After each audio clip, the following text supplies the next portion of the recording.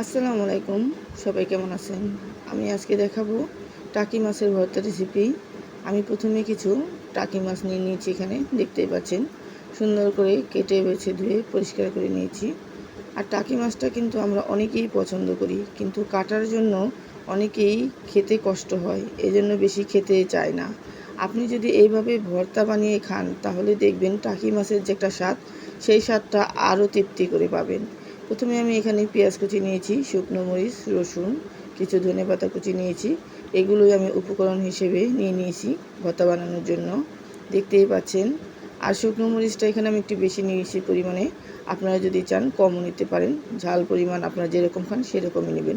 তারপর আমি মাছগুলো হালকা লবণ আর মশলা দিয়ে মাখিয়ে ভেজে নেব তেলে।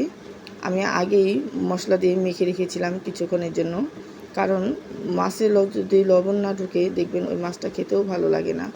আপনারা না চাইলেও দিতে পারেন, ভর্তার সাথে দিতে পারেন, আর কি লবণটা একটু দিলেই ভালো হয় বেশি। তারপর এখানে আমি তেলটা গরম হয়ে গেলে ভালোভাবে সুন্দর করে মাছটা উল্টিয়ে পাল্টিয়ে ভেজে নেব। আর মাছটা ভাজার জন্য অল্প অল্প করে ভেজে নিতে হবে, কারণ দেখা গেছে মাছ যদি অতিরিক্ত তাপে হয় তাহলে কিন্তু মাছটা বেশি পুড়ে যাবে। এই জন্য লো আঁচে অল্প অল্প করে ভেজে নিতে হবে। আর টাকি মাছ সিদ্ধ হতে কিন্তু বেশি সময় লাগে না, আপনারা চাইলে সিদ্ধ করেও নিতে পারেন। আমি তেলে ভেজে নিচ্ছি, আর তেলে ভেজে ভর্তাটা কিন্তু খেতে খুবই ভালো লাগে। দেখতেই পাচ্ছেন এখানে প্রায় ভাজা হয়ে গেছে। আমি উল্টিয়ে পাল্টিয়ে মাছগুলো সুন্দর করে দিচ্ছি, যেন এপাশ ওপাশ দুনো পাশই সুন্দরভাবে হয়ে যায়। আর এই মাছের মাথাগুলো ভাজার সময় একটু ভালোভাবে নেড়েচেড়ে দিতে হবে। আমি একটু মাছগুলো সবসময় একটু দাঁড়া করে দিচ্ছি, যেন ভিতরের সাইডেও মাছের মাথাটা হয়ে যায়। তারপরে সবগুলো একটু একটু করে নেড়েচেড়ে সম্পূর্ণ মাছটা আমি ভেজে নেব। আর এই টাকি মাছের স্বাদটা কিন্তু এই শীতের সিজনে বেশি ভালো লাগে, তাই না? তারপর আমি নামিয়ে নিলাম। এখন আমি রসুন কুচি আর শুকনো মরিচ দিয়ে দিচ্ছি, এগুলো আমি একসাথে তেলে ভেজে নেব। তেলে ভেজে নিচ্ছি।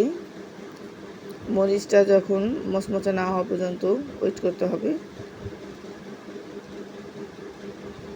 প্রায় ভাজা হয়ে গেছে, মরিচটা কিন্তু কালার চলে এসেছে। এখন আমি এগুলো সুন্দর করে নামিয়ে নেব। তারপর দিয়ে দিলাম পেঁয়াজ।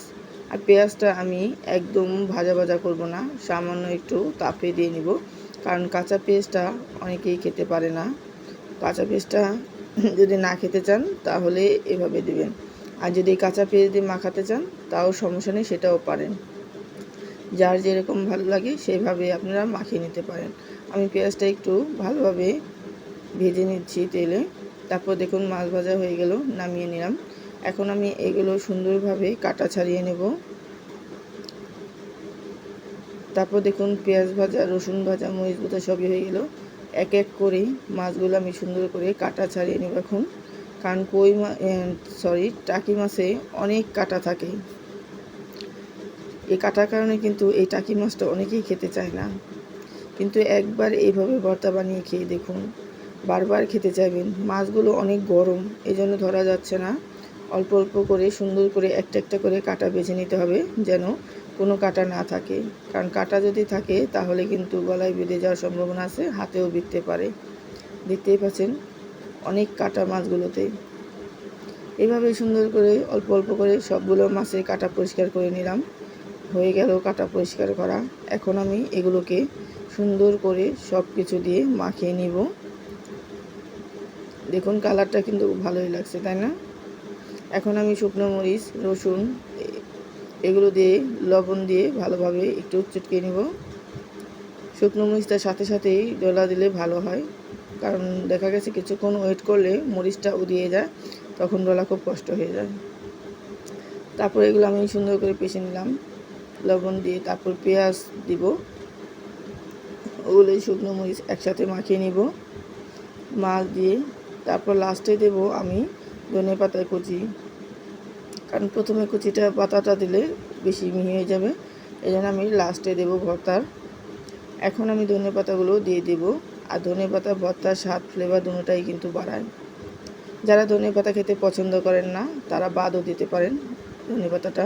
তারপর সুন্দর করে মাখিয়ে নিচ্ছি। দেখতেই পাচ্ছেন আমার ভর্তা কিন্তু প্রায় রেডি হয়ে গেছে। এখানে কিন্তু বেশি উপকরণ লাগলো না, সামান্য উপকরণেই সুন্দর এত মজার স্বাদের টাকি মাছের ভর্তা হয়ে গেল। আপনারা যারা ভর্তা খেতে পছন্দ করেন তারা এইভাবে একবার ভর্তা খেয়ে দেখবেন এর তৃপ্তিটা কত। দেখুন মাছের ভর্তা হয়ে গেল। আর আজকে এই সহজভাবে টাকি মাছের ভর্তাটা আপনাদের সামনে উপস্থাপনা করলাম। আপনাদের কাছে কেমন লাগলো অবশ্যই জানাবেন। আর কে কে এইভাবে টাকি মাছের ভর্তা খান কমেন্ট বক্সে জানাবেন। আর যে যেখান থেকে আমার ভিডিওটি দেখছেন সবাইকে অসংখ্য ধন্যবাদ। আমার ভিডিওটি যদি আপনাদের ভালো লেগে থাকে তাহলে নোটিফিকেশনটি অন করে রাখবেন আমার নতুন পরবর্তী ভিডিওটি পাওয়ার জন্য।